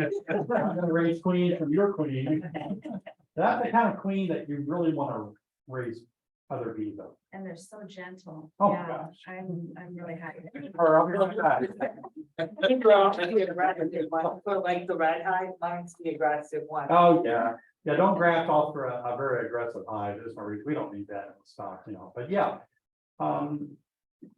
It's hard to say why the scenario exists, it could be mite levels are low in your area. Or it could be that mite levels are being controlled by the hive itself, maybe they have a propensity to curtail them better somehow, ankle biting them or something, but. Yeah, or do you know how to raise queens? I have essential tremor. You mentioned the shaky hands. Mine are shaky to the nth degree, so I have not. Do you have anybody in your family that can be your hands for you? We need your stock. Please, somebody go there and grab it. I'll help you with Next you. spring, please. Next queen, we need queens from her hive and we need to just share them with a few people here and let them test run. I did treat them with Sorry, OA sorry, winter, but that's it. Super new. Oh, sorry, go ahead. Oh, I was just saying, I treated them with OA vaporization in the wintertime, but that's the last treatment. Okay, yeah. So, For anybody that's super new, explain why you have to have steady hands for cleaning. Well, my method of queenberry is to actually take a Chinese grafting tool and take a frame that has a 3-day-old larvae that looks like the size of a comma on a printed page. It is so tiny that you have to take that and scoop it up out of the cell and then drop it over into a queen cup, a little cup that we buy, and drop them in there. So it's really kind of delicate work, it is, but you know, if you do it a while, it's just trying to find these things, they're kind of quick, but at first, it's a little tricky. Yeah. All right, you got other questions for me tonight, why you have me at your disposal? What advice would you say to a new beekeeper to build confidence? One second. He's like, looking at me. Yeah, well, What advice would you? that's a good question. Beekeeper like your mom. Yep, I have a lot of Build beekeepers that will say, man, I kept bees the first year, I'm so horrible at it, I don't want to do it, I think I stink at it. And then you cry when you say that. Yeah, crying off. I remember when I first started beekeeping, I don't know, I had bees for a little while, and I remember when my first hive died, I felt so terrible, I was just like, I don't know why, it was weird that I felt that way, but you know, I was raised as a country boy, and you see animals die, I had to shoot my dogs that were sick or injured, all that stuff, you know, but that beehive dying, it really got me, it was like, wow, that's too bad. So, but you know, after that, you lose hundreds and it doesn't matter anymore. But I think the best thing is a confidence builder is to realize that while you have those bees, you're really helping them. They're in your care. I personally feel they're never going to be better cared for than when they're on your property under your watch. Because out in the woods, you know, they're just not, there's too many things out there that are out of their control that they can't manage, and you're helping them. But look at it like this, that it's a learning curve, that first year, if you can just use it as a time when I'm going to get to know bees, I'm going to get to know beekeeping. This is something that is it's a process. It's not when something I want it. It's like every year I'm going to get a little bit better. And each year is going to be information that makes me a better beekeeper next year. Even if I fail, I took good notes, and I think I might want to look at my notes and say, why did I fail? What could be reasons I failed? I'm going to change a few things next year and try not to fail. But again, it's perfectly fine to fail. Yes. Nobody says you don't have to be the perfect beekeeper. Any beekeeper that tells you that they're perfect, that everything's going good, that they have a million hives, their hives never fail or anything, I wouldn't listen to them anymore. Find somebody that's failed because they have some good information to share with you. They know what it's like, and they did something to correct failure. Anybody can get lucky not a failure, right? But somebody that's gone through the mill and think, oh, I've gone through hard knocks and now I know how to keep bees a little bit better. We're learning every year. Yeah. Good question. What's something that's an absolute must for overwintering for you? Raising bees of winter physiology. Yeah, it's so amazing that bees live 36 days in the summer and they live 4 to 8 months in the winter. And they do that by changing how they raise bees. The genetics of bees are just like the physiology of bees are different for the winter time. So if you can figure out a way to really feed bees heavily in the fall and force them to raise more bees, all those bees are going to survive into April and May. So my problem, I was just not thinking that way. And I started, this was like in the 90s, I started seeing dried larvae this time of the year in the bottom of my cells. Dying larvae, and the bees would eat the larvae as protein, eggs or larvae. I was like, well, that doesn't help. Now, going into winter, like in October, I want to have 4 to 6 frames of capped over brood in October, my last inspection. That way, each frame has approximately 5,000 capped. I know they have 7,500 on the whole frame, but maybe all of them are capped, but maybe 5,000. So if I have, 4 to 6 frames, I've got about 30,000 bees of winter physiology. And that's going to be enough to keep my hives warm for the winter time. And then I feed them, my winter bee kind, all winter. That was just a remarkable discovery. If I can feed my bees all winter, then they keep raising bees of winter physiology. My hives are most populated in the wintertime. That's when they have the most bees in there, because in the summertime, bees are dying every 36 days. And so, the queen's laying 1,500 eggs a day, but 1,500 are dying a day. So you have a pretty rapid loss, but in the wintertime, if they raise bees in the winter like mine do, those bees are gonna live months and months and months. So the hive gets so big. A lot of my colonies using that little camera that shows the bees inside, the glow colors, whatever it's called. Yeah, there you go. They don't even cluster. It's so many bees in there. They're so hot in the wintertime. They don't even cluster. Wow. Yeah, my bees won't cluster. But I have to keep feeding them heavily. They'll eat 4 to 5 pounds of feed every 3 or 4 days. They eat a lot. If you stop feeding them, they'll die quicker. But I need a lot of bees coming out of winter. You guys don't need as many bees as I do, but I'm making nucleuses for people. I need to come out of winter and split one hive 5 or 6 times. So I need a lot of bees. But if you feed bees, bees are much better. I gave a talk in Nevada, the state conference out there. So I gave a talk about winter physiology, feeding bees, how important it was. Anytime you're not, how do I rephrase that? Anytime there's not honey supers on, you should be feeding your bees.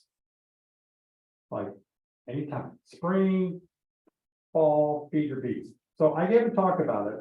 There was a virologist in the audience that he was so excited about what I had to say, because he said, in my research, he said, I found that bees that are well fed, that have more fat bodies or storage of food, vitellogenesis, that they have less viruses. So he said, bees that are well fed are better able to have some sort of immunity to viruses. And that's what's hurting bees. So I feel like if we feed bees, that's the best thing that we can do, is feed bees.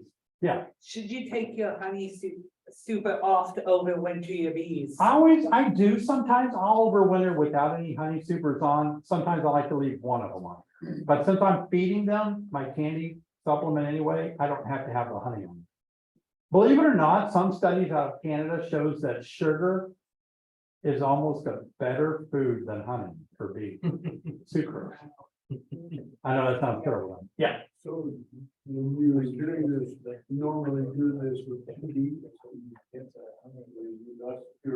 what you usually have in your winter hive. Yeah, it's usually 2 deeps.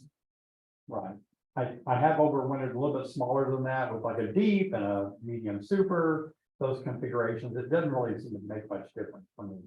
We have a question online. It says, is there a way to prevent or deter propolis building in a small gap within the hive that you want to remain clean? Wow, no. Small gap is the key word there. Yeah, anything, we have bee space, and so if the bee space gap 3/8, 1/4 inch, if that gap is going to be wider, it's going to be filled with comb. If it's smaller, it's going to be propolised. And a lot of my mating nukes have a 3/4 inch hole in them, because that's what my drill bit is.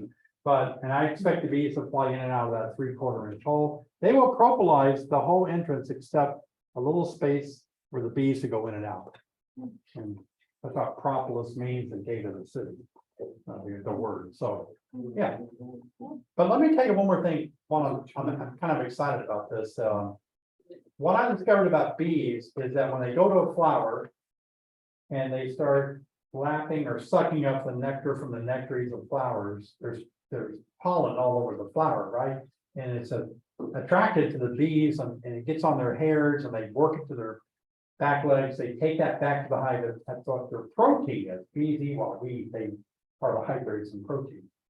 And so when they go back to the hive, they are bringing in what the hive needs to survive, carbohydrates and protein. But when a honeybee sucks up the nectar, it's getting pollen grains in the nectar. Like if you look at your honey under a microscope, you'll see a lot of pollen grains in your honey. That's what makes it honey. If you didn't have any pollen grain, you could not call it honey legally. It wouldn't be honey. Some countries have gotten in trouble because they try to get all the pollen out of the honey and sell it. You know why they do that? Because you can't find the place of origin. Pollen identifies what plant the honey is from, right? And you can say, oh, that's a plant that's grown in that country, which we don't allow to be imported in. So anyway, you need to have pollen grains in your honey. You don't see them, but they're in there. And so I did this little kind of backyard study where I evaluated how many pollen grains were in honey, because that's what bees eat. When a bee goes to the flower, they take in the honey in the honey tank. That first honey stomach does not absorb like our stomach does. It doesn't, it's a tank crop. And it holds it, and then they press it back out when they get to the hive, right? The second gut, there's a proventriculus valve where it kind of grabs the pollen and pulls it into the next stomach or gut, and that can be absorbed in their wall to give them energy. So I decided if I feed these sugar water, I'm hurting them. So then I started looking at the research, and all the research is there saying if you feed bees sugar water, it's really bad for bees. So it'd be like this. You come to my house, I'm going to treat you to a nice meal. I've got a piece of salmon that's cooked just right, that's good for you, got omega fat and all that stuff in it. And I got some broccoli, you know, nice glass of water, and just all the nice, you know, all nutritionists would say that's a very well balanced meal, very good. And then after you ate it all, I would say, fooled you. It was 100% sugar. That's what we're doing to bees when we feed them just sugar water. Because a bee instinctively thinks when they take in the sugar water, they're getting the other nutrients that they get from a flower. You understand what I'm saying? They get all the nutrients from the protein, the pollen powder, everything else, so they don't have to worry about being misfed. But when we feed them sugar water, they're not getting our nutrients.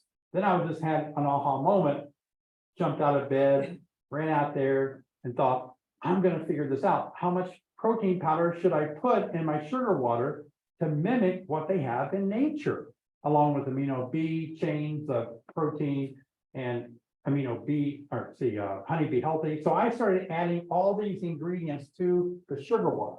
And it was incredible the difference it made in the health of my bees.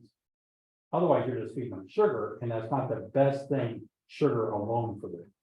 A lot of times when we feed bees sugar only, they don't have access to pollen to begin with. And that's really a bad diet, like in the fall. Yes. What do you feed them then over winter? I take the same substance. I take sugar, and then I add protein powder that's designed for bees.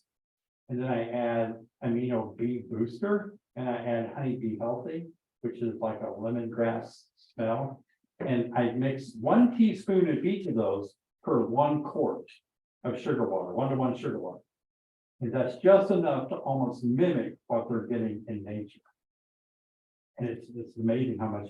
I did studies where I put, you know, and I do a lot of little backyard studies, but I put a jar of sugar water, 1 point, a jar of sugar water with honeybee healthy, a jar of sugar water with the protein and honeybee healthy and amino B. And I just wanted to watch, what do the bees prefer? They all went to the one with all the stuff in it. That's what they want. It's amazing. Yeah. And I was there when we first started doing the beekeeping stuff out of Parkland. But we were told that feeding the liquid over winter was a bad thing. Yeah, I don't feed the liquid over winter. I feed that up until 50 degrees Fahrenheit in the fall. Once the daytime temperature never gets over 50, that's when I make the candy bullets. And I put the same ingredient in a hard candy. Okay. Now the hard candy, we balance it out where the moisture of the hive makes it palatable for the bees to consume it. So they'll add their own. I had a moisture problem overwintering bees. So the moisture is absorbed in the candy, and it starts not really to melt it, but just makes it where they can eat. And that's what you said, they're eating 5 pounds of that. They are, yeah. A couple days. Yeah. Some hives are different. Some hives will eat, you know, it'll take them a month to eat that. Other hives will eat it. Strong colonies will eat it in 2 or 3 days. But they're creating such. So you can't go on vacation heat. in the winter? Yeah, you really, I know it's terrible in it, yeah.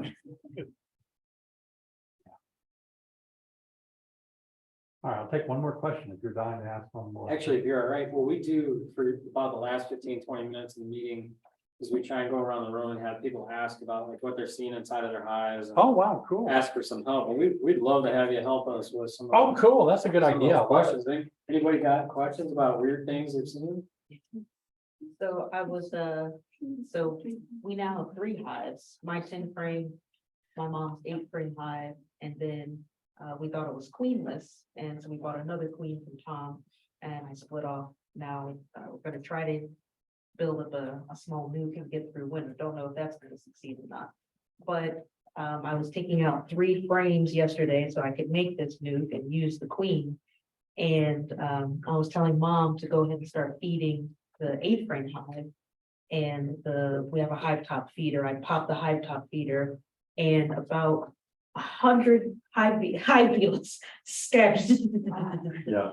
It's not 100. It was a lot. It was a lot of them, but just popped it up and just barely opened it and just all these hive beetles scattered. Yeah. And so I'm just kind of like, I've never seen so many in one spot.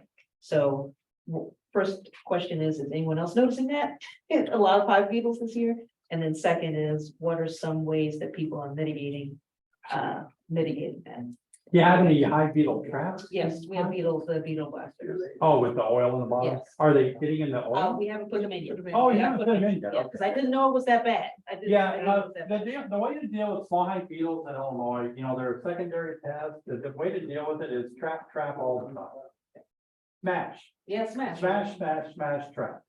There's no other way. We have no other mechanism. There's a lot of Swiffer pat, there's a lot of ideas and a lot of different bottom board, straight edges, keep bees from, or mites going around corner, or small beetle from going around corners. But when it comes down to it, my experience is smash and track. is the That best is thing. because I live in a wooded area. Yeah. That's the reason why I get these small hive beetles a lot. And it could be, but a lot of times a weaker colony, they go for weaker colonies. So I'm always suspicious that people say they have a lot of mites, or a lot of small beetle, that maybe the hive is not as prolific, or maybe there's too many boxes on there. And the beetles might have room to go up someplace and nest or hang out where bees aren't policing that area. Yes. So anytime you see a lot of anything like wax moth or beetles, and you have too many boxes, too much space on there, you need to, make the hive smaller, consolidate it where bees are covering everything. Okay. But another thing is that top feeder concerns me. Something about the top feeder is giving them room to hide. And so is it like a plastic one? The wooden one. Oh, okay. I can't think of how we can do that. but- Okay, I use that top feeder almost like a trap, and I go in like once a week, and I do hand-to-hand combat. I've got needle nose pliers that if they're running along, I can just go along, otherwise if they're down in the comb, I can use those to go. So I almost use that top feeder almost like a trap, but then I go in and I do that hand-to-hand combat. Are they going for the sugar water or are they They're underneath? probably going. for the They They're underneath. usually what I've seen, after when there's no sugar water, they're going up there to hide. Oh, yeah. And then they can dive down to get it, and Yeah. comes back up, so I almost use it as a trap and I go after them. Now, if you have a beetle problem, then the more trapping you do, the better. Think of trapping like fishing. You can fish with 1 pole or you can fish with 10 poles. You're gonna catch more fish with 10 poles in the water. I've put as many as 15 traps in one deep box before. Okay. And I have a bee specialist in Arkansas, that works specifically with small hive beetle, and he told me, don't leave the trap in one spot. Wherever you open up and you see a lot of beetles, move the trap there. It's just like fishing. That's where they're gonna be, put the trap there. Don't wait for them to come to the trap. Move your traps around, it helps a lot too. So if you put traps in, what you should do is only put about an 1/8 or no more than 1/4 of oil at the bottom. And once you put them in place between the frames, smoke the hive really good to stir those beetles up. Make them run into those traps. Okay, thank you. But they're a pain in the butt sometimes. Yeah. Now, do the beetles go to the trap by themselves or are they chased there by the bee? Oh, they go there by them. They're chased by the bees, but they're looking for a way to get out of Okay. a safe place to go, yeah. One thought that I just had is, people often find their production hive going clean. You've recommended that they try and set up a nuke. And in that case, you know, this time of the year, the best thing to do would be a newspaper combine. Yeah. If you're gonna newspaper combine a nuke, which is 5 frames wide over, and you usually gonna put the weaker colony over the top of the nuke. That might be something for you to go and, you know, tell our future citizen scientists how to deal with that. Yeah, that's right. If you did have a 5-frame nucleus you were using for a B lab, what I would do is just take another deep box. And just, go ahead and fill it up with, your 5 frames from your nucleus. Your other 5 frames are just gonna take up space. Just to be a safeguard in case you forget and leave them there, but, then you put a newspaper between the 2 boxes. If this hive under here is queenless, then your nucleus that has a queen can be on top. You cut a couple of slits in the newspaper. And then within a day, the bees are gonna kind of get used to each other, the pheromones, bee mandibular pheromones. And the 2 hives are gonna combine into 1 hive. So you can actually get your nucleus back in to a hive for winter. But another thing you mentioned I thought was good. It made me think that this time of the year you may lose a queen. And even though you may not want to combine, you may have trouble buying a queen this late. And you could always, anytime in the year, you could always take the queen out of your bee lab nuke and put her in a queen cage, introduce her behind candy, and let the little nucleus raise a new queen in the summer. You could just use that as you wouldn't have to do anything. They were going to raise a queen naturally. That's a good point. All right, keeping in the theme of other issues people are having with your bees, want to talk about? I would say from online, answering Val's question about anybody else. The report that they had 2 hives that did not have any beetles last weekend, but were crawling with them by the end of the week. Well, this is a time that beetles really start growing rapidly. They grow rapidly. They have more egg laying ability in hot, humid weather. So we're going to see an expansion of beetles and wax moths in this kind of a climate. They're small height beetle. They're used to hot, moist climates. Optimal reproduction season. But again, I always recommend, even if you don't see beetles, keep traps in your hive, because if you can catch the mama beetle, wow, you're going to keep her from laying eggs and having more beetles in your hive. So the idea is to cut off the resource or the source before it happens. Some people say, David, what do you think about diatomaceous earth under the hive? Well, yeah, then you're just trying to get the small hive beetle larvae as they go in and pupate in the ground. So that means they've already reproduced. You have a lot of problems up here. They're already making larvae that's sliming your frames. You want to get way ahead of that. You want to catch the mama beetles. So just out of curiosity, when you talk about trapping, maybe for some folks, like where do you usually start with the trap? Like where are you putting it? Like Two, in 10 frames? yeah, I would put 2 traps in each box, each deep box. Just randomly in a frame or? Yeah, next maybe, to the wall or maybe 2 or 3 frames from the wall, just kind of space them out. Just in case you think they run there, but you can have two in a deep, 2 in the next deep, put them in your supers as well, because beetles will typically go up higher in the hive. You'll see them up around the top cover when you open them up. But anytime you open a top cover, you got to have your hive tool ready. Yeah, just start smashing it. And don't feel bad if you accidentally get a bee. I know that can happen. Yeah. A friend of mine did that. Then you could get stung too. Yeah, well, if you use your fingers, you get stuck, but yeah.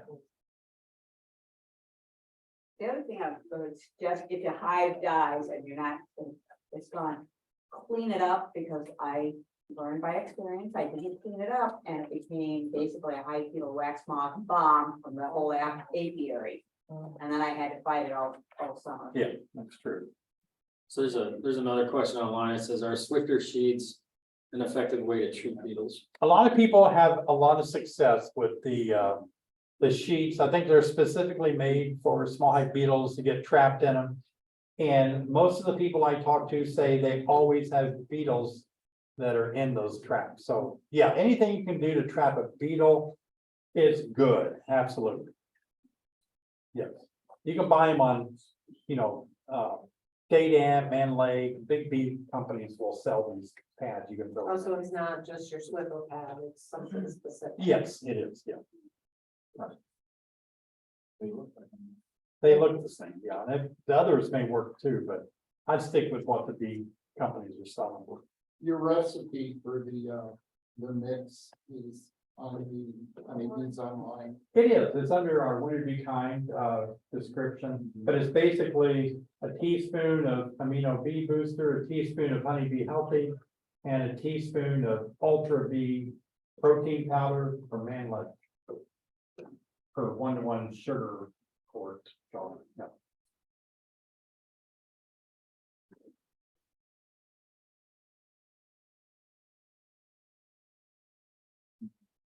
I got a question for you. So when you said about goals, maybe for some people that are in there, I'd like to hear from you, maybe for some advice to people.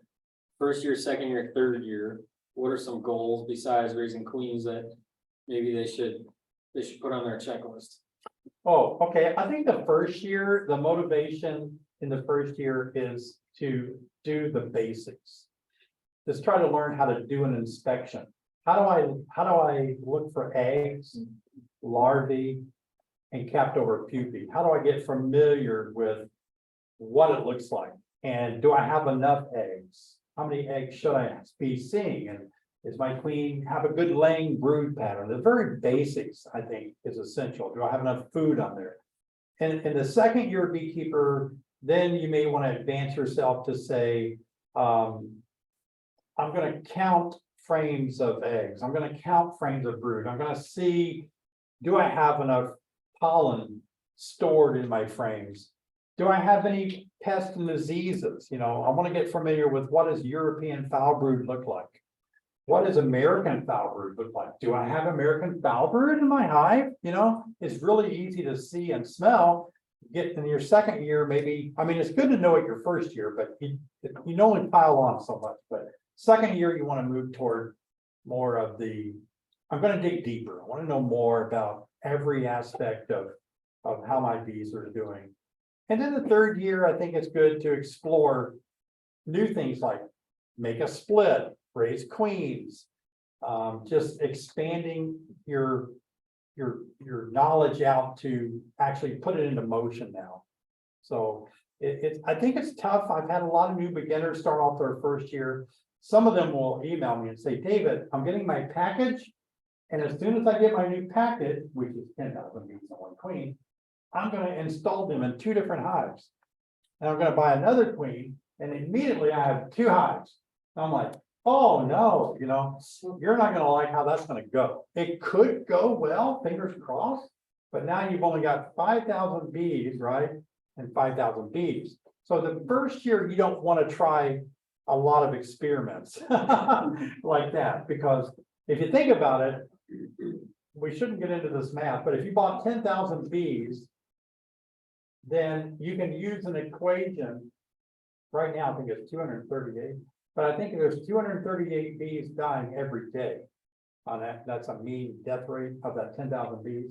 So if you just math that out, you won't have any new bees in a hive that you install as a package for 21 days after the queen is out, and that would be a very young queen. So the first 21 days, you're losing 200 a day, you know what I mean? So your hive gets very small. So if you divide 10,000 into 2 5,000s, and you've got that death rate going, there's a point where before you get that next generation, those hives are so small, they may not be able to care for the eggs that she's laying. That's the kind of things that I think a new beginner shouldn't really try to experiment with for those reasons. So I think just take it in steps. Basic, figure the basic out your first year, expand into more disease and management, heavier management style in the second year. Third year, explore all of these other things like making queens or making splits. So you said second year identifying foul brood. How do you introduce that so you can see it? Well, Well, the reason I say that is because you don't want to introduce it, but the first year beekeepers, you don't want them to become paranoid. You don't want them to think, oh my gosh, you know, they haven't completely capped over that brood yet, so I've got foul brood. They may smell goldenrod in the fall and think, oh my gosh, my hive smells really bad, it's foul brood. So I don't want a beekeeper to become hypochondriac their first year of beekeeping.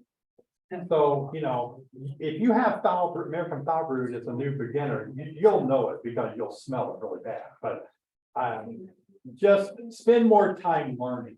How about, like, familiarize yourself.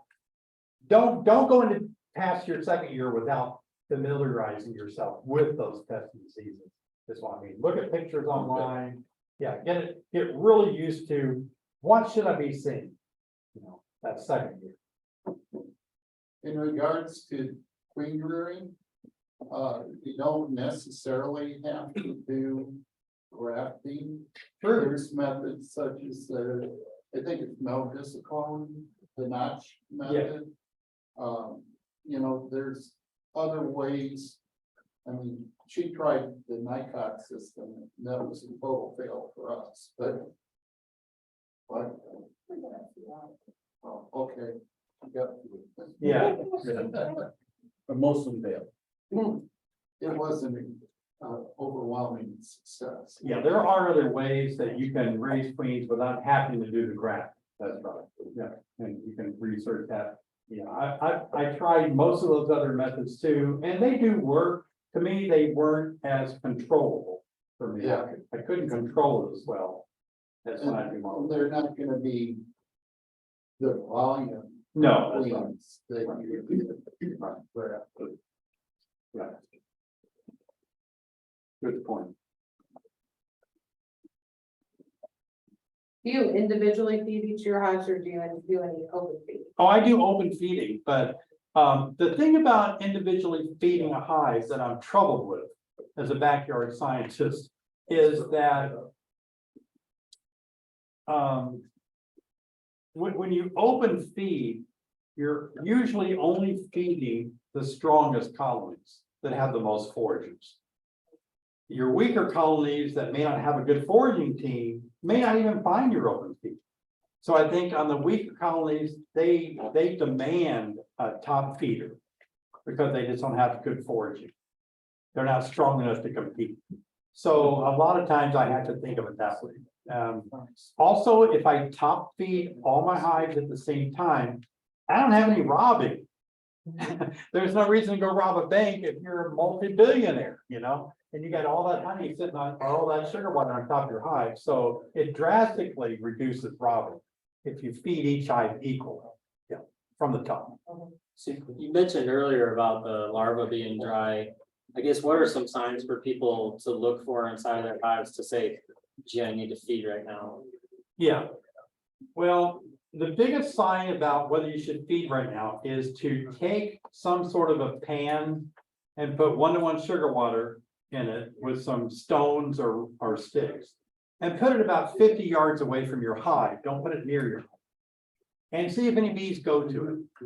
Because if bees go to it, then that's your bees telling you that they're starving, that they're going for that food. You never see bees going to sugar water during a heavy nectar flow. They don't go to hummingbird feeders in a heavy nectar flow. So that's one of the ways. And of course, you can look at the entrance. If the bees aren't really going in and out a lot at the entrance, then they don't have they're not going out if there's something out there. But you can still do an inspection of your hive. And if you see the larvae at the base of the cell that isn't swimming in a nice pool of royal jelly, kind of a milky substance, then they're underfed. Yeah, they're drying out. You had a modified where you had a little plastic shield on it. Do Yeah. you still use that? I do. Okay, because some of your newer videos, I haven't seen you doing that. Yeah. I just, you know, if you gave up. I do use it a lot of times when I'm making a video, there's so much other stuff that I have to do making a video that I I can get stung a lot more because I'm having to adjust cameras and. Absolutely. And so it's just easier for me to suit up to make a video, but if I'm out there and I'm not filming, then I have more time just to focus. I don't have to hold this frame just right, keep the hive open. So if I'm just running by myself, then yeah, that half veil is wonderful. Just with the readers, I know I've been struggling trying to see through my screen and stuff. Oh, yeah, yeah, sometimes. yeah. So I don't know if that really helped a lot. Oh, it's nice. It's incredible. Is it just clear or do you have? I bought one of those grinding masks from a farm store and I cut it up a couple of times and made two different, clear plates, and then I just siliconed it in there, yeah. It really worked great, yeah. I thought there's a big difference between different veils too. Yeah, that's So right. for reference, there's a video out there, so he took a veil, took one of your regular veils, cut a hole in it, and then it's like a plexiglass, very thin. It is a plexiglass, real thin, yeah. and then glued it in place, Right. and then that provided a wider vision to see, and then you can see a lot clearer because you're not looking through the mesh. Absolutely. Either the white mesh or Yeah. the black mesh. You Don't can cover just your got this. mouth and breathe on it and plug it up. Yeah, pardon me? Don't cover your mouth. Oh, with yeah, it. yeah, so it's just like your Cyclops, so Yeah. you're just covering the eye portion. And your glasses too, Yeah, yeah. because you can fog them up like you can now. Yeah, but it does work really well. I love it a lot. Do you sell those? No, there is a company that makes some and I saw them at EAS, they were telling me they were gonna sell their company, wanted me to buy their company. It's like, I don't need to buy their company, but, no, I think they make it where you can clamp it on, which is a great idea. Two pieces and you could cut the veil. I think you put one piece on, then cut it and snap on the other piece and screw them together. So you don't have to glue anything. So I Yeah. have one. somebody have one? Does it work well for you? I put it down too far. I should have put it up higher, so. Yeah. No, because I'm breathing on it. Oh, yeah, And I blow on the frames to get the bees to move and. yeah, So. It wasn't worth it yeah. for me. When you blow on the frames to get the bees to move, how does that work? Does it work well for you? Yeah, Yep. yeah, but you don't, so this was my first year of beekeeping. Every day I was taking out frames and blowing on them, taking them out, blowing on them. So don't do that because then they remember you and then they sting you in the face.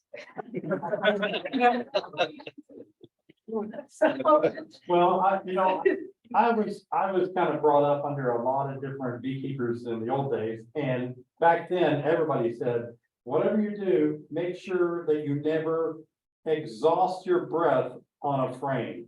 That was hammered into me. Everybody taught that back in the old days, and they said because bees are very good sniffers and smellers, and the minute you exhaust your breath, they know an animal is in the hive. And that's their first mechanism is a bear breathing on them.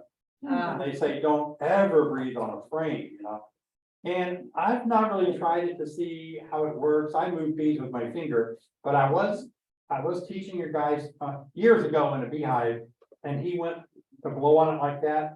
Those bees got so upset with him that he took off running. It was just so bad for him. So those of you, some of you must have really sweet breath or. I do find that I just do a gentle. Just a blow. little- I do all the time. Wow. A little, just, Brush your teeth. I think it's kind of like, migrate. Cindy, what kind of gum? I always chew mint gum when I'm in my hives. Wow. And my husband was getting stung more this year and I had him chew gum the last couple inspections and they liked him a lot better. I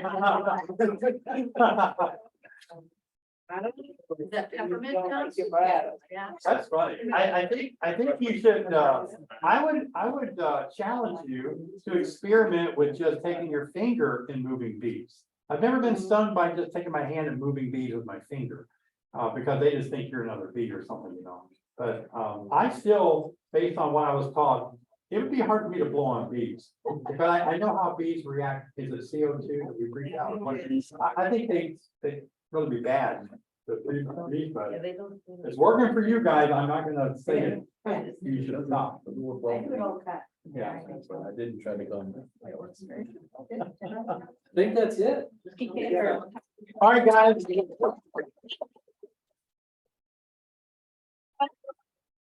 Well, I want to thank you guys for having me. It means a lot. So I enjoyed coming and talking with you. So thanks a million. Appreciate it. And I'm glad all the technology worked. Boy, Yeah, sorry for a few little hiccups, but it did end up working, so. Night, everybody on the line. Yep. Bye, people.